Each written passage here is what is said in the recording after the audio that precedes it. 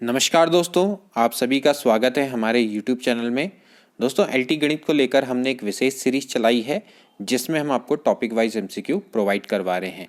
तो आज का टॉपिक है कोऑर्डिनेट ज्योमेट्री। इसमें हम 3D के कुछ आज क्वेश्चंस डिस्कस करेंगे। काफ़ी इंपॉर्टेंट क्वेश्चंस हैं और पूर्व परीक्षा में आए हुए हैं, तो इस वीडियो को पूरा देखिएगा, आपको काफ़ी लाभ मिलेगा। तो चलिए वीडियो को स्टार्ट करते हैं।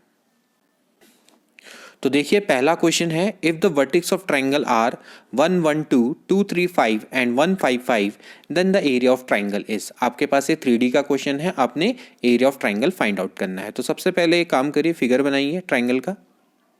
ठीक, मैं इसको ए मान लेता हूँ, ये बी हो गया और ये सी हो गया। ठीक है, इसके बाद आप वर्टेक्स ऑफ ट्राइंगल आप लिख लीजिए, यहाँ पर हो जाएगा 1 1 2। इसके बाद बी के कोऑर्डिनेट आप मान लीजिए 2 3 5 एंड देन सी के कोऑर्डिनेट हो गए 1 5 5।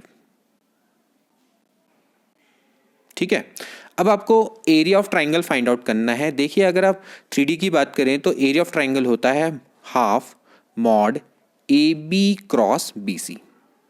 इस तरीके से आप दोस्तों इसको निकाल सकते हैं, या इसको कह सकते हैं i plus J plus 2k की फॉर्म में कन्वर्ट कर लो।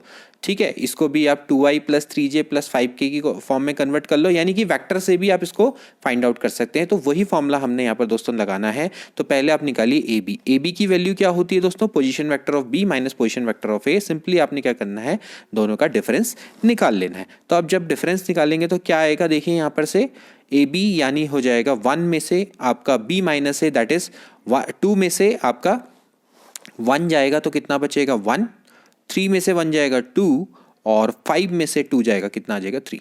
ठीक है, तो ये तो हो गई ए बी की वैल्यू। इसी तरह से बी सी की वैल्यू निकालिए। बी सी की वैल्यू क्या हो जाएगी, बी सी की जो वैल्यू है दोस्तों वो क्या हो जाएगी, सी माइनस बी। सी में से आप क्या करिए, बी को माइनस करिए। देखिए 1 में से 2 जाएगा, कितना बचेगा दोस्तों, यहां पर बचेगा 1 में से 2 गया -1। ओके, और इसी तरह से आप 5 में से 3 गया तो ये बच जाएगा 2 और 5 में से 5 गया 0। ठीक है, अब चाहूँ तो मैं इसको आई जे के की फॉर्म में लिख लेता हूँ। तो ये हो जाएगा i plus 2j plus 3k, मैं डायरेक्टली इसको लिख रहा हूँ। ठीक है, और इसी तरीके से ये हो जाएगा -i प्लस 2j और प्लस 0k। ठीक है, अब हमें निकालना है A B cross B C. तो A B cross B C कैसे निकालते हैं दोस्तों, with the help of determinant. तो हम डिटर्मिनेंट की मदद से इसको निकाल सकते हैं। तो निकालिए, यहाँ पर ये हो जाएगा A B cross B C, इसकी वैल्यू को आपने फाइंड आउट करना है। तो A B cross B C के लिए आप इस तरह से डिटर्मिनेंट बनाएंगे, यहाँ पर लिखेंगे आई जे और यहाँ पर लिखेंगे के। अब कोफिशिएंट को लिख लीजिए 1 2 3 और -1 2 0। आप सॉल्व करिए, इसको सॉल्व करेंगे, देखिए क्या आ जाएगा, ये आ जाएगा आई, ये 0 हो जाएगा और यहाँ पर बच जाएगा -6। ठीक है, फिर -j एंड देन इसके बाद इसको सॉल्व करेंगे तो -3 का हो जाएगा +3। ओके, और प्लस k इंटू ये और ये कैंसल्ड आउट हो जाएंगे और ट्वाइस ऑफ 2 माइनस माइनस का हो जाएगा +2। ठीक है, तो यहां से ये आ जाएगा -6i -3j प्लस 4k। ठीक है, और अब आपको क्या निकालना है, mod of A B cross B C. तो mod of A B cross B C क्या हो जाएगा दोस्तों, ये हो जाएगा, आपने इसका मॉडुलस निकालना है। तो आप इसका मॉडुलस कैसे निकाल लेंगे, 6 का स्क्वायर होता है 36 प्लस 3 का स्क्वायर होता है 9 प्लस 4 का स्क्वायर होता है 16।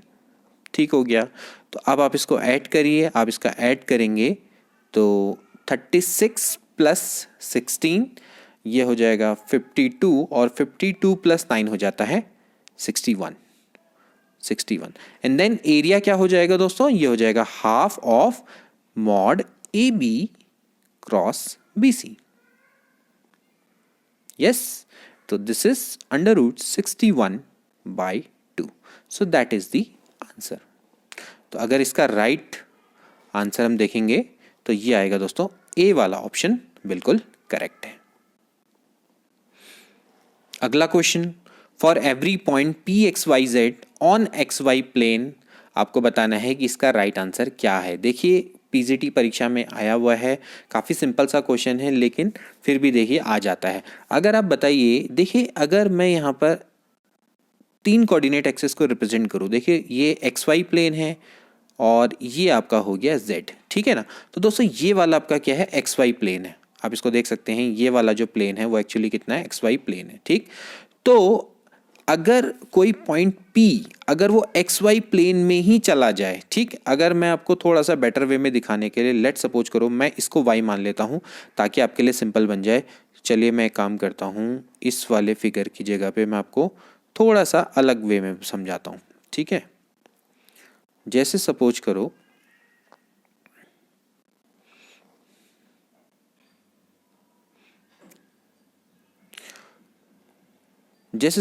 ये x है दोस्तों, ये y है, ठीक है, ये z है। अब अगर सपोज करो ये p के कोऑर्डिनेट x y z हैं, तो इसका आप क्या मतलब समझते हैं? इसका मतलब यही होता है दोस्तों कि आप xy प्लेन से आपकी डिस्टेंस है z, यानी कि आप xy प्लेन से z डिस्टेंस की दूरी पर हैं, ठीक है। और आप yz प्लेन से, यानी yz प्लेन से जो आपकी डिस्टेंस है, जो आपका yz प्लेन है दोस्तों, इससे जो इसकी डिस्टेंस है वो आपकी x है। ये आप समझिए, इसका मतलब ये होता है, ठीक है। और इसी तरह से अगर आपका जो दूसरा प्लेन है यानी एक्स जेड प्लेन है, उससे इसकी डिस्टेंस कितनी है, y है। जो भी एक्स जेड प्लेन होगा उससे डिस्टेंस इसकी कितनी होगी, y होगी। तो आप अगर समझिए कि ये पॉइंट P उठ के अगर यहाँ चला जाएगा तो इसकी जो ये डिस्टेंस है z बराबर, ये क्या हो जाएगी, ऑफ कोर्स 0 हो जाएगी, क्योंकि ये यहाँ चला गया ना। अगर ये एक्स वाई प्लेन में चला गया तो इसकी जो डिस्टेंस है दोस्तों क्या हो जाएगी, 0। तो इसके कोऑर्डिनेट क्या होंगे, एक्स वाई कॉमा 0 हो जाएंगे। तो यहाँ पर z बराबर क्या होगा, 0 होगा, ठीक है। तो इसका राइट आंसर कितना है दोस्तों, सी है। तो आप इसको आई होप कि समझ गए होंगे। अगर ये एक्स वाई जेड की जगह पे वाई जेड प्लेन पे होता तो वाई जेड प्लेन पे इसका जो एक्स वाला पार्ट है वो आपका क्या हो जाता, 0 हो जाता, ठीक है। तो ये पॉइंट को आपने ध्यान में रखना है। इसके बाद अगला question, the radius of sphere. आपको एक स्फीयर की रेडियस निकालनी है, काफ़ी अच्छा क्वेश्चन है। पहले मैं आपके सामने रेडियस ऑफ स्फीयर का फॉर्मूला लिख देता हूं। उसके लिए पहले मैं जनरल इक्वेशन ऑफ स्फीयर लिख लेता हूं, x square plus y square plus z square plus 2ux plus 2vy plus 2wz plus d बराबर 0।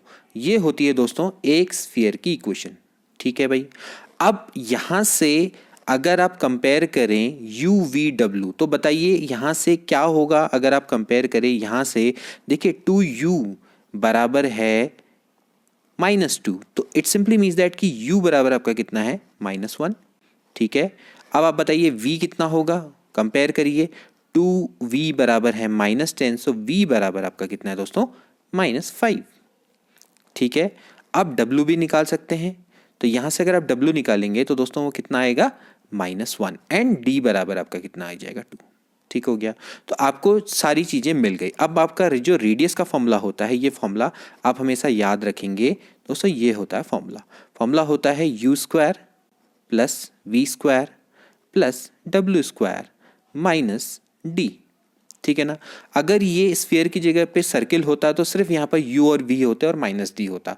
उसको हम g और h से भी दिखा सकते हैं या कभी f और g से भी दिखाते हैं, डिपेंड करता है क्वेश्चन पे। वैसे f और g से दिखाते हैं। तो यहाँ पर आप उसको सर्किल की रेडियस भी निकाल सकते हैं। तो यहाँ पर हमें निकालनी है स्फीयर की रेडियस। तो स्फीयर की रेडियस क्या हो जाएगी, आप रखिए 1 प्लस ये हो जाएगा 25 plus w square, it simply means that 1, और ये हो जाएगा -2, ठीक है।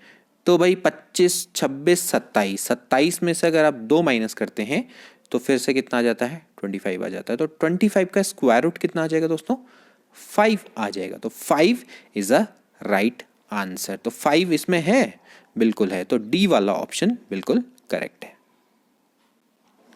अगला प्रश्न, find the equation of sphere passing through 0 0 0 a 0 0 0 b 0 and 0 0 c। आपने उस स्फीयर की इक्वेशन निकालनी है जो इन 4 पॉइंट से पास हो रहा है। तो फिर से 3D का क्वेश्चन है, कैसे निकालेंगे? सबसे पहले आप जनरल इक्वेशन ऑफ स्फीयर लिख लीजिए। ये होती है x square plus y square plus z square plus 2ux plus 2vy plus 2wz plus d बराबर 0।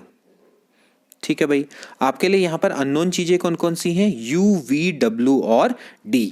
आपको इन 4 अननोन वेरिएबल की वैल्यू निकालनी है, तो आपको स्फीयर की वैल्यू मिल जाएगी। तो आप सबसे पहले देखिए 0 0 0 से पास हो रहा है, इसका मतलब x y z की जगह पर आप 0 रख देंगे तो क्या हो जाएगा? देखिए आप यहाँ पर 0 रखिए तो पूरी इक्वेशन में 0 हो जाएंगे। 0 प्लस d बराबर 0, तो यानी d बराबर तो आपका क्या? पहले 0। ठीक है, अब आपके लिए अगले अननोन क्या है? देखिए सबसे पहले इसमें रखिए a00।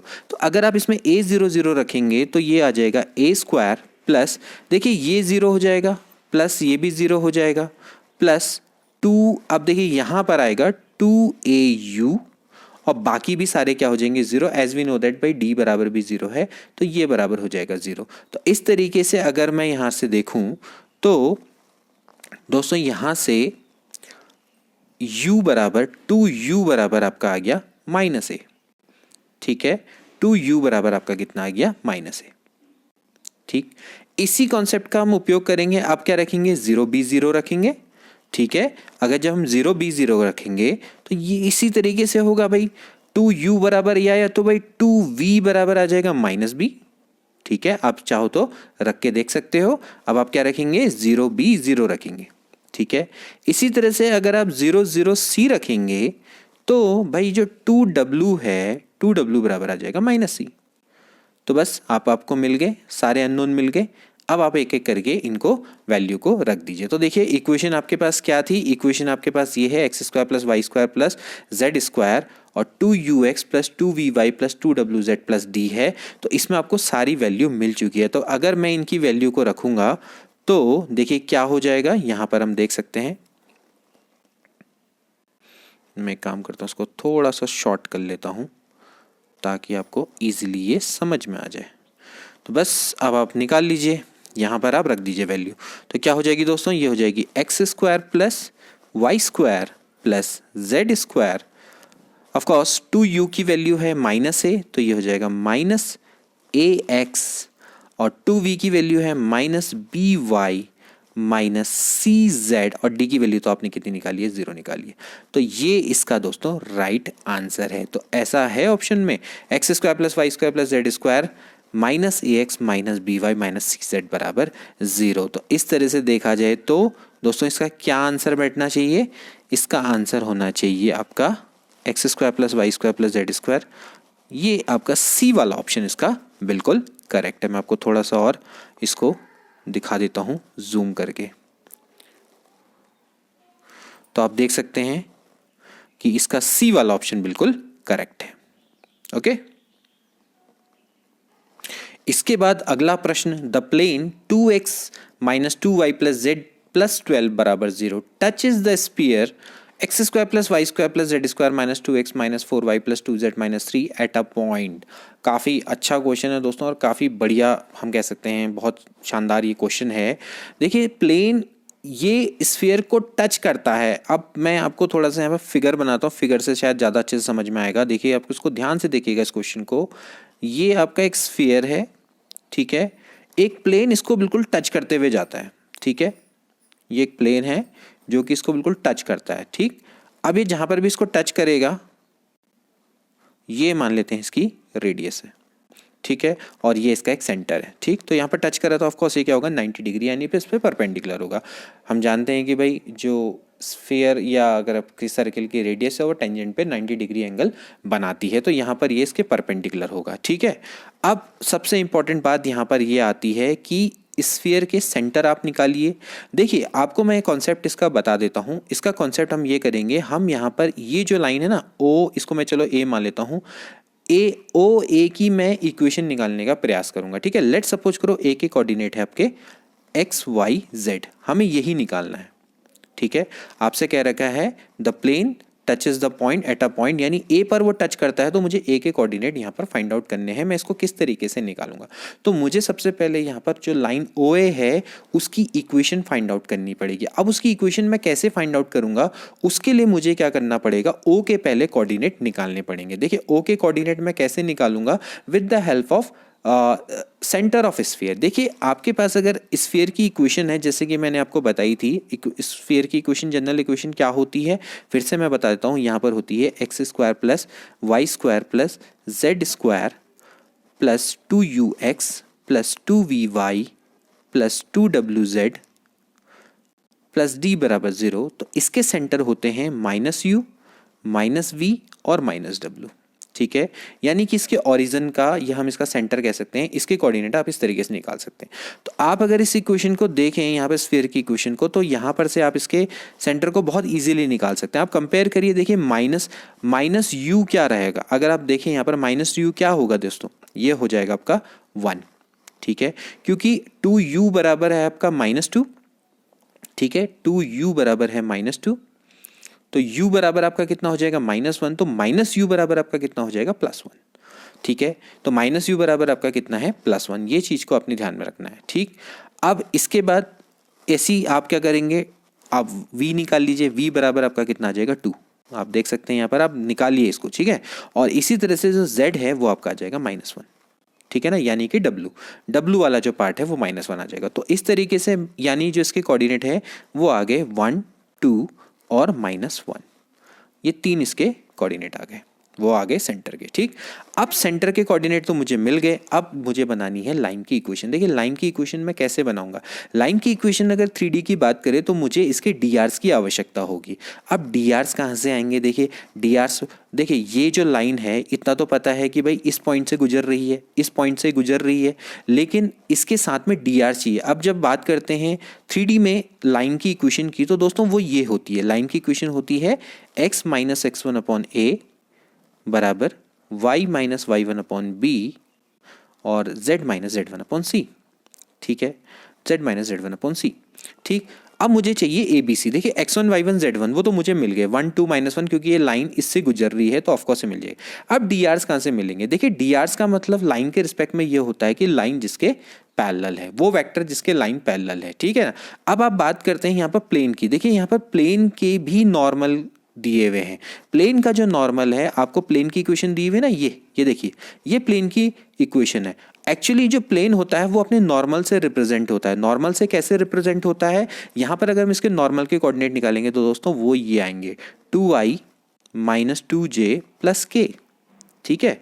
यानी कि जो ये वाला पार्ट है, जो इसका कोफिशिएंट है 2 -2 और 1, दोस्तों ये होते हैं प्लेन पर नॉर्मल, ठीक है। अब प्लेन पे नॉर्मल ऐसे होगा परपेंडिकुलर, जो कि लाइन के डीआरस का काम करेंगे। देखिए यहाँ पर सबसे इंपॉर्टेंट कॉन्सेप्ट यही है, ये लाइन क्योंकि इस प्लेन पर परपेंडिकुलर है, तो इस समय पे प्लेन पर जो नॉर्मल है वही लाइन का क्या होगा, डीआरस होगा, क्योंकि लाइन का डीआरस क्या होता है, बिल्कुल लाइन के पैरेलल होता है। तो यहाँ पर आपको वही कॉन्सेप्ट का दोस्तों यहाँ पर उपयोग करना है। तो यहाँ पर ए बी सी की वैल्यू क्या हो जाएगी, 2 -2 और 1, यहाँ पर ये कॉन्सेप्ट बहुत इंपॉर्टेंट हो जाता है। तो अब देखिए अब आपकी लाइन की इक्वेशन क्या बन जाएगी, ये बन जाएगी, क्योंकि ये 1 2 -1 से पास हो रहा है, तो x1 की वैल्यू है 1 अपॉन a की वैल्यू मैंने कितनी बताई 2, ये आपकी 2 है, और इसी तरह से y माइनस y1 की वैल्यू है 2 और b की वैल्यू है -2, ठीक है। इसी तरह से आप z की निकाल लेंगे तो z माइनस का हो जाएगा +1 अपॉन 1, ठीक हो गया। ये मिल गई आपकी दोस्तों लाइन की इक्वेशन। अब लेट सपोज करो बराबर मैं मान लेता हूं लैम्डा, मान सकता हूं, ये मैंने मान लिया लैम्डा, ठीक है। तो भाई लाइन पर अगर कोई पॉइंट लाई करता है तो x बराबर आपका कितना हो जाएगा दोस्तों, 2 लैम्डा प्लस 1। कहने का मतलब है एक बार इसको इसके बराबर रखो, फिर इसको, फिर y को रखिए। देखिए y को कितना हो जाएगा, -2 लैम्डा प्लस 2, ठीक हो गया। और फिर इसी तरीके से z की वैल्यू आप निकालेंगे तो यहां से दोस्तों z की वैल्यू आ जाएगी निकल के लैम्डा -1, ठीक हो गया। अब ये आ गई दोस्तों एक्स वाई जेड की वैल्यू, हमें यही तो निकालनी थी ना एक्स वाई जेड की वैल्यू। अब एक्स वाई जेड की वैल्यू तो आपने निकाल दी। अब ये जो एक्स वाई जेड है, ये एक्स वाई जेड प्लेन पर भी लाई करता है, करता है ना, देखिए आप यहाँ पर देख सकते हैं, क्योंकि ये प्लेन पे लाई कर रहा है। अगर ये प्लेन पे लाई कर रहा है तो ये क्या करेगा, ऑफ कोर्स प्लेन की इक्वेशन को सेटिस्फाई करेगा। जो यहाँ पर ये जो इक्वेशन है इसको दोस्तों ये सेटिस्फाई करेगा, that is 2x minus 2y plus Z plus 12 बराबर 0। तो इसको ये सेटिस्फाई करेगा। तो 2x minus 2y plus Z, यहाँ पर मैं लिख लेता हूँ, प्लेन की इक्वेशन है 2x plus 2y, 2x plus 2y, 2x minus 2y plus Z plus 12, ठीक है, 2x minus 2y plus Z plus 12 बराबर 0। इसको ये दोस्तों सेटिस्फाई करेगा। तो यहाँ पर आप देख सकते हैं ये इसको दोस्तों सेटिस्फाई करेगा। तो अब हम इसको आगे सॉल्व करेंगे। देखिए आगे आप सॉल्व करेंगे तो क्या हो जाएगा, 2 इंटू, एक बार चेक कर लेते हैं, प्लेन की इक्वेशन हमने सही लिखी है, 2x minus 2y plus Z plus 12, तो ठीक है।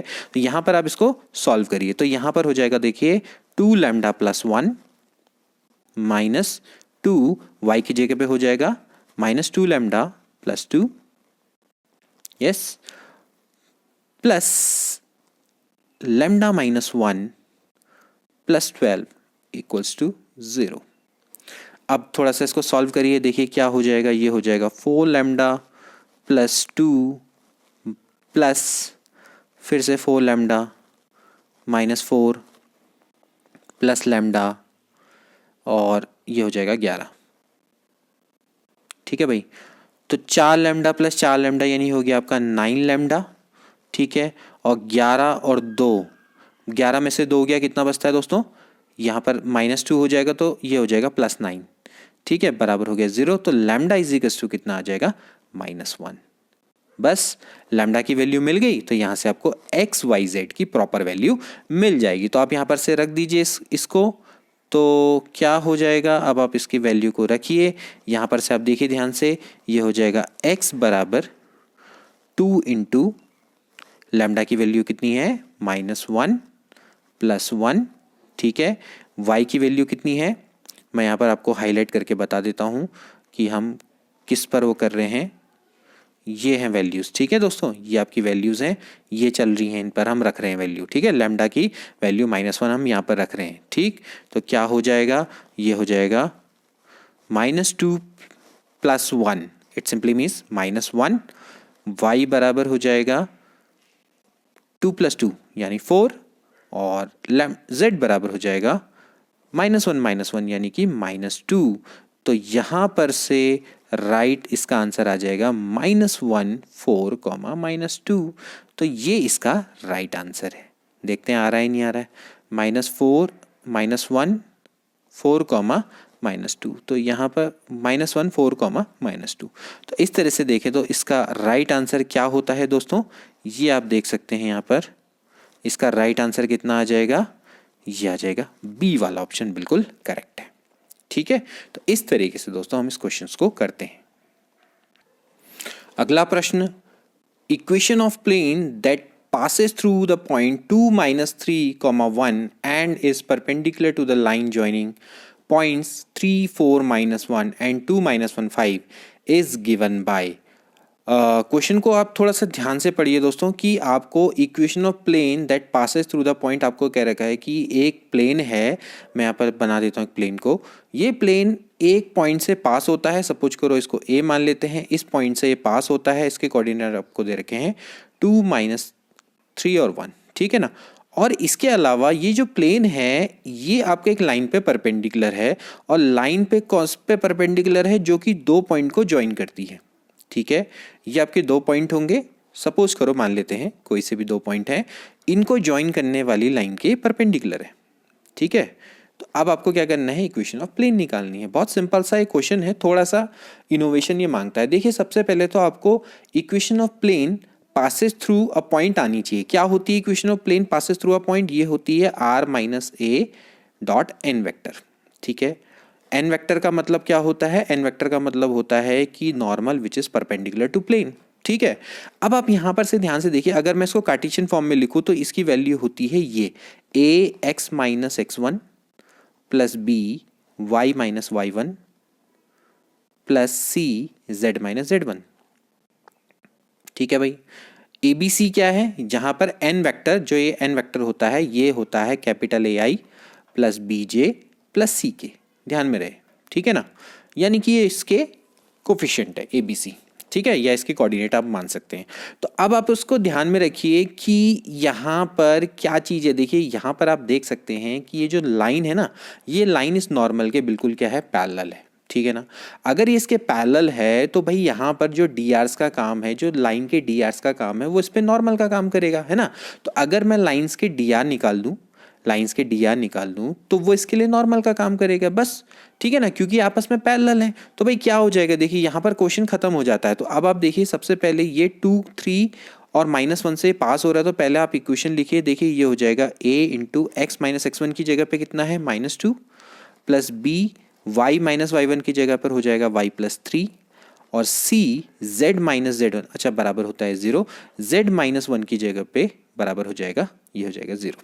ठीक हो गया, ये हो गया। अब आपको ए बी सी की वैल्यू को निकालना है, यही तो आपके लिए अननोन है ना। तो आप कुछ मत करिए, आप क्या करिए, इस लाइन के डी आर्स निकाल दीजिए। आप इसके डी आर्स निकालिए, देखिए क्या ऐसा होता है। मैंने आपको पहले बताया है कि अगर लाइन 2 पॉइंट से पास होती है तो उसके डी आर्स होते हैं x2 minus x1, y2 minus y1 और z2 माइनस z1। ठीक है भाई, 2 पॉइंट से पास होने वाले लाइन के डी आर्स, तो बस आप इसके डी आर्स निकाल दीजिए, वही यहाँ पर ए बी सी का काम करेंगे, ठीक है ना। क्योंकि दोनों आपस में पैरेलल है, तो जब 2 कोऑर्डिनेट पैरेलल होते हैं या 2 वेक्टर पैरेलल होते हैं तो ए बराबर लैम्डा बी, और लैम्डा ऐसे कॉमन आ गया, वैसे भी बराबर 0 में चला जाएगा तो कोई फर्क नहीं पड़ता, ठीक है। तो सीधे सीधे आप यहाँ पर से इस तरीके से करेंगे। देखिए 3 माइनस 2 या 2 माइनस 3, अब -4 -1 -4, ठीक है। चलो मैं यहाँ पर से निकाल के बता देता हूँ, इन दोनों का डिफरेंस निकालिए। 3 में से 2 गया 1, 4 में से 1 गया आपका 5 और -1 -5 यानी कि -6। तो ये इसके दोस्तों क्या आ गए, डी आर 1 5 और -6। तो ये आपके आ गए 1 5 और -6। बस अब आप इसकी वैल्यू को पुट अप कर दीजिए, ए बी सी की जगह पे ये रख देना है, ठीक है। तो ये हो जाएगा 1 into x minus 2 plus 5 into y plus 3 और -6 इंटू जेड माइनस 1। ठीक है भाई, आप इस कॉन्सेप्ट को समझ गए होंगे। आई होप कि यहाँ पर सीधी सीधी सी बात है, क्योंकि ये जो लाइन है, ये लाइन इस प्लेन पे परपेंडिकुलर है। तो क्योंकि ये लाइन पे परपेंडिकुलर है तो ये इस प्लेन के लिए नॉर्मल की तरह काम करेगी, और हमें नॉर्मल की ही तो डी आर चाहिए ना, यानी नॉर्मल के ही तो आपको जो कोफिशिएंट है ए बी सी वही तो चाहिए ना, ठीक। तो बस आप इसको सॉल्व कर लीजिए। ये हो जाएगा x माइनस 2 प्लस ये हो जाएगा 5y प्लस 5 3 ज़ा 15 माइनस 6z प्लस 6 बराबर 0। तो x plus 5y minus 6z और यहाँ पर हो जाएगा 15 में से 2 गया 13, 13 6 कितना होता है 19। तो ये इसका राइट आंसर है दोस्तों। तो ये है आपकी प्लेन की equation, x plus 5y minus 6z plus 19 बराबर 0। तो इस तरीके का इसका राइट आंसर क्या हो जाएगा, x plus 5y minus 6z ना, हाँ। तो x plus 5y minus 6z plus 90 बराबर 0। तो ए वाला ऑप्शन बिल्कुल करेक्ट है। अगला प्रश्न, if the plane x minus 2y plus 3z बराबर 0 is rotated through a right angle about its line of intersection with the plane 2x plus 3y minus 4z minus 5 बराबर 0, then equation of the plane in the no position is। ठीक है, देखिए question बहुत simple है, थोड़ा सा इन्होंने घुमा रखा है। एक प्लेन है आपका, सपोज करो P1 मान लेते हैं, ठीक है, और एक प्लेन दूसरा जो आपका दिया हुआ है P2, ठीक है। अब ये कह रहा है कि जो P1 है ना, तो इन दोनों का इंटरसेक्शन से एक प्लेन गुजरता है, तो उसको कैसे दिखाते हैं, P1 प्लस लैम्डा P2, ठीक है ना। दो प्लेन से गुजरने वाला जो दो प्लेन के इंटरसेक्शन से गुजरने वाला जो प्लेन होता है उसको P1 प्लस लैम्डा P2 से दिखाते हैं। जैसे सपोज करो हमारे पास एक प्लेन ये है, ठीक है, एक प्लेन इस तरह से है, ठीक। तो इनका इंटरसेक्शन ये हो रहा है, तो इससे कोई अगर तीसरा प्लेन गुजरेगा, ये ठीक है, आप देख सकते हैं कि जो इनके इंटरसेक्शन से जो गुजरेगा उसको हम P1 प्लस लैम्डा P2 से दिखाते हैं। ये P1 है, ये P2 है, ठीक। तो यहाँ पर हमने इसी कॉन्सेप्ट का यूज करना है। अब ये कह रहा है कि जो P1 प्लस लैम्डा P2 है, इससे इसको 90 डिग्री रोटेट कर दिया है। तो देखिए, if the plane is rotated through a right angle about its line of intersection with the plane, यानी कि ये जो लाइन ऑफ इंटरसेक्शन है इससे इसको 90 डिग्री रोटेट कर दिया। तो कहने का मतलब है कि इन दोनों के प्लेन से जो आपका इंटरसेक्शन से जो प्लेन गुजरता है उस पर, यानी इसको अगर हम P3 मान ले तो P3 और P1 ये आपस में क्या है, परपेंडिकुलर है। ये आपको कह रखा है, ठीक है भाई, ठीक है। If the plane x minus 2y plus 3z बराबर 0 is rotated through a right angle about its line of intersection with the plane, then the equation of plane in the new position, यानी कि आपको अब सीधी सी बात है कि P1 plus lambda P2 की यानी P3 की आपको वैल्यू फाइंड आउट करनी है। तो पहले आप प्लेन निकालेंगे दोनों से गुजरने वाला, ठीक है, और आपको साथ में दे रखा है कि जो P1 है वो P3 पर परपेंडिकुलर है, ठीक है। तो यानी दो कंडीशन का हमने यहाँ पर फायदा उठाना है। तो देखिए किस तरीके से क्वेश्चंस को करेंगे। सबसे पहले मैं इसको मिटा देता हूं। देखिए अब आप यहाँ पर ध्यान से देखिएगा कि सबसे पहले आप बताइए कि जैसा कि मैंने अभी आपको बताया यहाँ पर इस इक्वेशन का फायदा उठाइए P1 प्लस लैम्डा P2, यानी आपने ये निकालना है। तो देखिए सबसे पहले आप इसको निकालिए। कैसे निकालेंगे, देखिए आपके सामने ये P1 है और ये P2 है। तो P3 हो जाएगा x minus 2y plus 3z plus lambda, और ये है आपका 2x plus 3y plus minus 4z minus 5, ठीक है भाई। ये आपका प्लेन है P3 बराबर 0। तो देखिए यहां पर से आप x वाले साथ में रखिए, x में हो जाएगा 1 प्लस 2 लैम्डा, ओके। इसी तरह से y अगर आप कॉमन लेंगे तो यहां पर y के साथ क्या बचेगा, देखिए 3 लैम्डा माइनस 2, ठीक है। z कॉमन लेंगे तो क्या बचेगा 3 माइनस 5 लैम्डा और माइनस 5 लैम्डा बराबर 0, ठीक हो गया। ये हो गया आपका प्लेन की इक्वेशन, ठीक है। तो जो कि दो प्लेन के इंटरसेक्शन से गुजरता है। ये तो हो गया P3। अब ये P1 है, P1 की जो वैल्यू है वो कितनी है, ये है x minus 2y plus 3z बराबर 0, ठीक है। अब आपको कह रखा है कि ये जो दो प्लेन है ना, ये P3 है और ये P1 है, ये आपस में परपेंडिकुलर है। जब ये दोस्तों परपेंडिकुलर होते हैं तो इनके नॉर्मल का डॉट प्रोडक्ट क्या होता है, 0 होता है। इतना आपको पता होना चाहिए। दो प्लेन परपेंडिकुलर हैं तो उनके नॉर्मल भी आपस में परपेंडिकुलर होंगे, यानी कि A1 A2 plus B1 B2 plus C1 C2 बराबर 0। तो यहाँ पर ये है A1 B1 C1 और ये है A2 B2 C2, ठीक है। इन दोनों का प्रोडक्ट क्या होगा, 0 होगा। यही तो कंडीशन है ना। तो यहाँ से हो जाएगा 1 प्लस 2 लैम्डा इंटू 1, देखिए इसका कोफिशिएंट है 1, plus 3 lambda minus 2 into minus 2 plus 3 minus 5 lambda into 3 must be 0, ठीक है। यानी कि इन दोनों के आपके डॉट प्रोडक्ट आपका ऑफ कोर्स 0 आएगा, ठीक। तो यहाँ से क्या हो जाएगा, देखिए अगर मैं इसको सॉल्व करूँ तो ये हो जाएगा 1 प्लस 2 लैम्डा प्लस इसको मल्टीप्लाई करिए तो ये हो जाएगा minus 6 lambda plus 4 and this is 9 minus 15 lambda बराबर 0, ठीक है। यहाँ तक तो अभी तक कोई भी दिक्कत नहीं आनी चाहिए, ठीक है। तो इसके बाद अब यहाँ पर क्या हो जाएगा, इसके बाद अगर हम इसको सॉल्व करेंगे, एक सेकंड जरा हम इसको चेक कर लेते हैं कहीं हमारी कुछ गड़बड़ तो नहीं हुई है। 3 माइनस 5 लैम्डा ही है ना, 3 minus 5 lambda, 3 minus I think ये 3 माइनस दिस इज 4 लैम्डा है। मैं यहाँ पर इसको सही कर लेता हूँ। देखिए मुझे पता था कि यहाँ पर गड़बड़ होगी, यहाँ पर 4 होगा, ठीक है। ये क्योंकि 4z है, अब सही हो गया है। तो ये हो जाएगा 4 लैम्डा है, तो 4 लैम्डा तो कितना हो जाएगा 12, ठीक है। तो अब आप इसको सॉल्व करिए, 12 6 होता है 18, 18 में से 2 गया 16, ठीक है। तो ये जाएगा 16 लैम्डा बराबर 9 और 1 10 4 14। तो लैम्डा बराबर आपका कितना आ जाएगा 14 divided by 16, it simply means that 7/8। बस आपको लैम्डा की वैल्यू मिल गई। अब आप उस प्लेन पर इसकी वैल्यू को रख दीजिए। तो यहाँ पर आपने क्या करना है, जो P3 वाली जो आपने निकाली थी ना, ये वाला, इसको मैं हाईलाइट कर देता हूँ।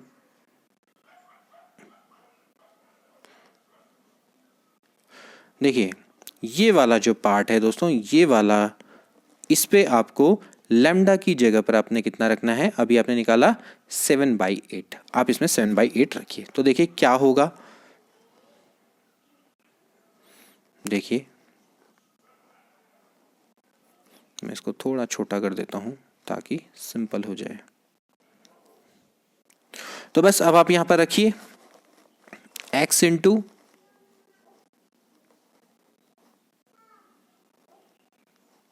ये हो जाएगा x into 1 plus 2 into 7/8,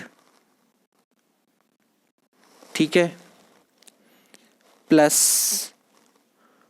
y into 3 into 7/8 -1 -2 of course, sorry, और फिर इसके बाद यहाँ पर हो जाएगा plus z into 3 minus 4 into 7/8, ठीक है भाई, और ये हो जाएगा -5 इंटू 7/8 बराबर 0, ठीक है।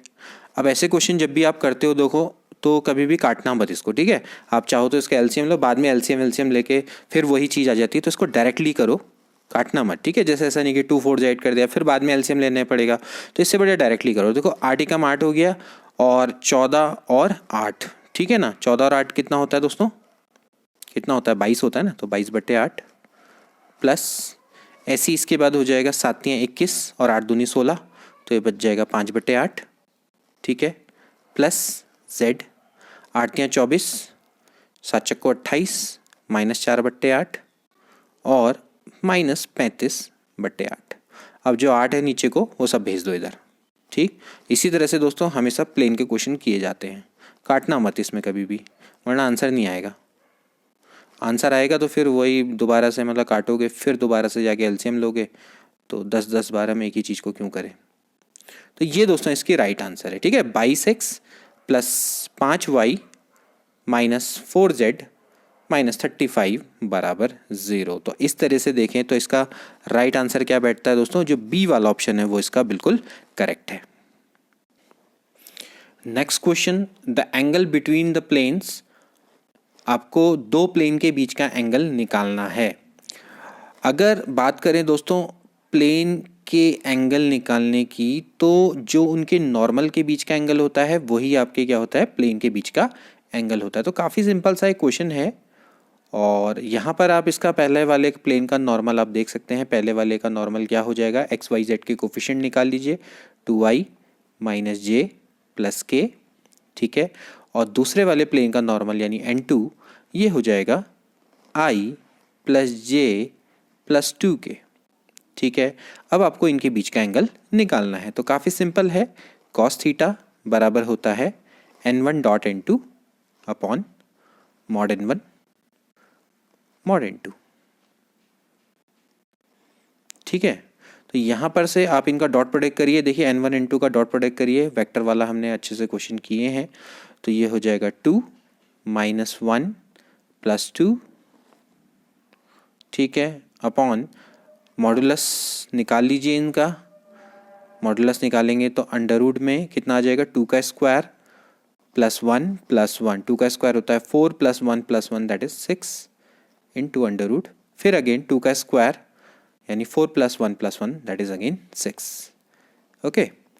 तो यहाँ से अगर आप देखें तो 2 और 2 होता है 4, 4 में से 1 जाता है 3/6 आ जाता है, यानी कि 1/2 हो जाता है। तो cos थीटा बराबर 1/2, so theta is equals to कितना हो जाएगा, π/3, यानी कि 60 डिग्री इसका राइट आंसर है। तो 60 डिग्री इसका राइट आंसर है, यानी C is the right answer. अगला question, if line x - x1 upon l, y - y1 upon m and z - z1 upon n is parallel to the plane, then आपको बताना है कि इन में से कौन सा रिलेशन एग्जिस्ट करेगा। देखिए आपको मैं पहले ही बता दूं, एक प्लेन है ठीक है, और ये एक लाइन है, ठीक है। लाइन के जो डी आर्स होते हैं वो लाइन के बिल्कुल पैरेलल होते हैं, ठीक है, जबकि प्लेन का नॉर्मल प्लेन पर परपेंडिकुलर होता है, ठीक है ना। यहाँ पर ए बी सी कोऑर्डिनेट है नॉर्मल के, ध्यान में रहे ये कोऑर्डिनेट है नॉर्मल के, ठीक है। जबकि एल एम एन क्या है, ये है दोस्तों डी आर, या इसको यहाँ पर डी सी भी कह सकते हैं, जो भी आपके इस उसमें रिप्रेजेंट हुए होंगे। तो ये दोस्तों आपके क्या हैं, एक तरीके से डी सी है, ठीक है ना। ये आप डी आर्स मानो, उसको कोई फर्क नहीं पड़ता। तो आप यहाँ पर देख सकते हैं कि जो नॉर्मल वाला और जो ये डी आर्स हैं, ये दोनों आपस में क्या है, साफ साफ दिख रहा है क्या है, परपेंडिकुलर है। अगर ये परपेंडिकुलर हैं तो परपेंडिकुलरिटी की क्या कंडीशन होती है दोस्तों, a1 a2 plus b1 b2 plus c1 c2 बराबर 0। तो ये आपस में परपेंडिकुलर होंगे तो al plus bm plus cn बराबर क्या हो जाएगा, 0 हो जाएगा, ठीक है। दो वेक्टर कब पैरेलल होते हैं, जब a1 डॉट a2 बराबर 0 हो जाता है। तो आपने कुछ नहीं करना है, यहाँ पर li plus mj plus nk और ये हो जाएगा ai plus B J plus C K, तो दोनों का डॉट प्रोडक्ट क्या हो जाएगा, 0 हो जाएगा। जब दोनों का डॉट प्रोडक्ट करेंगे तो क्या आएगा, a l plus b m plus c n बराबर 0 आ जाएगा, ठीक है। तो यहाँ पर यही कह रहा है कि अगर लाइन पैरेलल है प्लेन के, तो लाइन का डी आर्स प्लेन के नॉर्मल पर परपेंडिकुलर होगा। तो ये बी वाली कंडीशन बिल्कुल करेक्ट है।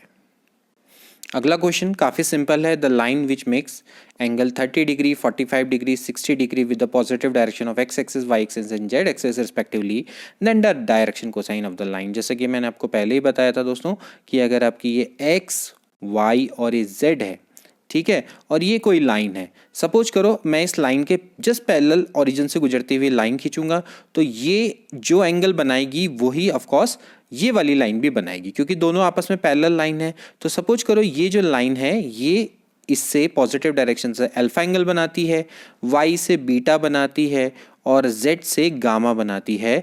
तो इनका cos alpha cos beta cos gamma, इसी को क्या बोला जाता है, डायरेक्शन कोसाइंस बोला जाता है। तो यहाँ पर कॉस 30, क्योंकि आपको अल्फा दे रखा है 30, ये दे रखा है 45 और कॉस गामा दे रखा है 60 डिग्री, तो ये आपका डायरेक्शन कोसाइन होगा।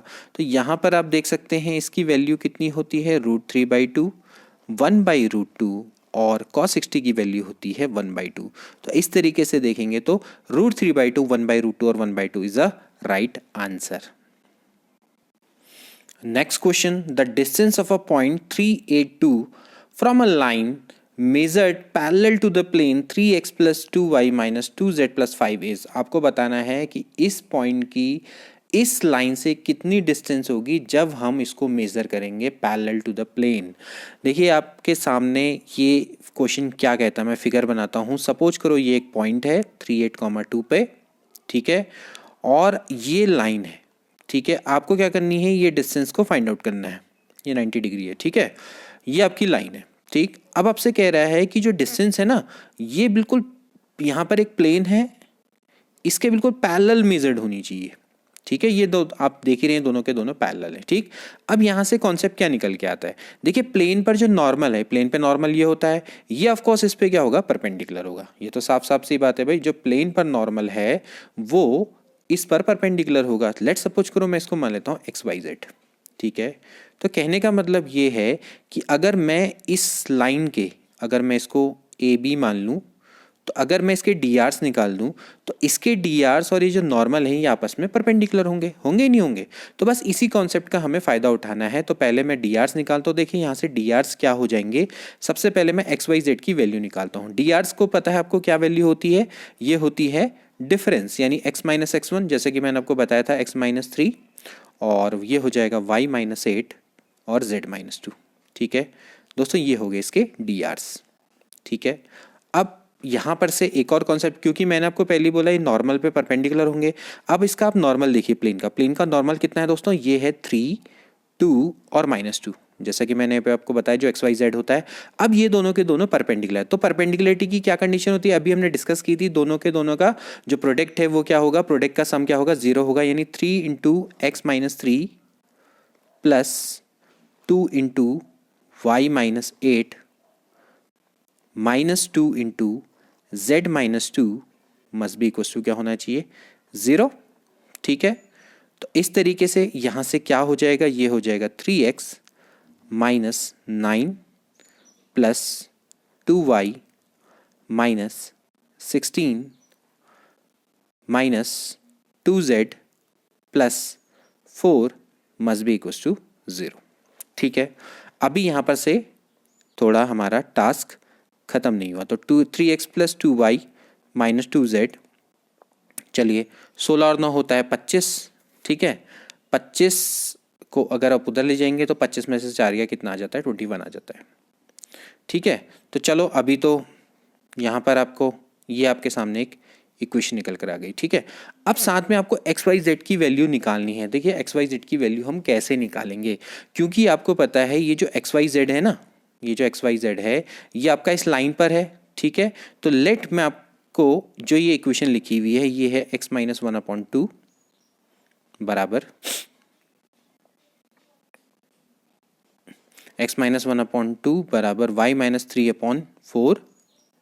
इसको छोटा कर लेता हूँ ताकि सिंपली दिख जाए। ये हो जाएगा y माइनस 3/4 बराबर है z माइनस 2/3। ये है ना, बराबर मैं लेट सपोज करो लैम्डा मान लेता हूँ, मान सकता हूँ, ठीक है। तो मैंने इसकी वैल्यू को लैम्डा मान लिया। तो यहाँ से क्या हो जाएगा, देखिए यहाँ से हो जाएगा x बराबर क्या वैल्यू आ जाएगी 2 लैम्डा प्लस 1, यस, और y बराबर हो जाएगा 4 लैम्डा प्लस 3 एंड z बराबर हो जाएगा 3 लैम्डा प्लस 2। ओके, अब मैं इसको यहाँ पर रख देता हूँ, क्यों, क्योंकि ऑफकोर्स ये इसको सेटिस्फाई कर रहे हैं, है ना। तो एक्स वाई जेड तो हमारी यही वैल्यू है ना। तो यहाँ पर से आप क्या करेंगे, इसकी वैल्यू को यहाँ पर रख दीजिए। तो यहाँ पर ये हो जाएगा दोस्तों 3 into 2 lambda plus 1 plus 2 into 4 lambda plus 3 minus 2 into 3 lambda plus 2 बराबर 21। Solve it, 6 lambda plus 3 plus 8 lambda plus 6 minus 6 lambda minus 4 बराबर हो गया 21, ठीक है। अब आप आगे सॉल्व करिए इसको। जब इसको आगे सॉल्व करेंगे तो यहाँ से दोस्तों ये आ जाएगा, देखिए यहाँ पर से 6 लैम्डा से 6 लैम्डा कैंसिल आउट हो जाएगा, 8 लैम्डा, और देखिए यहाँ पर से 6 में से 4 गया 2, और यहाँ पर से 2 और 3 5, 21 में से 5 गया कितना बचता है, 16 बचता है। तो लैम्डा बराबर आ गया 2। बस यहाँ से हमें लैम्डा की वैल्यू मिल गई। अब इसके बाद इसको एक्स वाई जेड में रख दीजिए। यहाँ पर से इसको इसमें रख देना है। आप इसमें रखिए इस वैल्यू को, देखिए क्या होगा, यहाँ पर हो जाएगा x की वैल्यू रखेंगे तो क्या आ जाएगा, x बराबर आ जाएगा, x बराबर आ जाएगा 2 टू जा 4, 4 और 1 कितना होता है 5। इसी तरह से y बराबर आ जाएगा 4 दूनी 8, 9 10 11, और z बराबर आ जाएगा, यहाँ पर रखना है 3 दूनी 6 2 8, ठीक हो गया। तो यानी इसके 5 11 और 8 ये इसके कोऑर्डिनेट आ गए, 5 11 और 8, ठीक हो गया। ये कोऑर्डिनेट आपके आए कितने आए, 5 11 और 8 हो गया। अब आपको क्या करना है, इनके बीच की डिस्टेंस को फाइंड आउट करना है, क्योंकि यही तो कह रहा है ना। तो बस आप डिस्टेंस फॉर्मूला लगा दीजिए। डिस्टेंस फॉर्मूला क्या हो जाएगा, देखिए 3 माइनस 5 का whole square that is 2 square plus 11 minus 8 का स्क्वायर 3 स्क्वायर, यस, और 8 माइनस 2 का स्क्वायर यानी 6 स्क्वायर। ओके, तो 2 का स्क्वायर होता है 4 प्लस 9 प्लस 36 दैट इज 7। तो 7 दोस्तों इसके बीच की डिस्टेंस है, जो कि इनमें से कहीं पर भी नहीं है। तो डी इसका दोस्तों राइट आंसर है, ठीक है। तो इस तरीके से हम इस क्वेश्चन को करते हैं। इसको मैं पहले भी बता दूं आपको कि यहाँ पर आपने क्या किया कि आपने इस पॉइंट से इस की डिस्टेंस को निकालना है, लेकिन आपको जो डिस्टेंस करनी है it should be measure along parallel to this plane.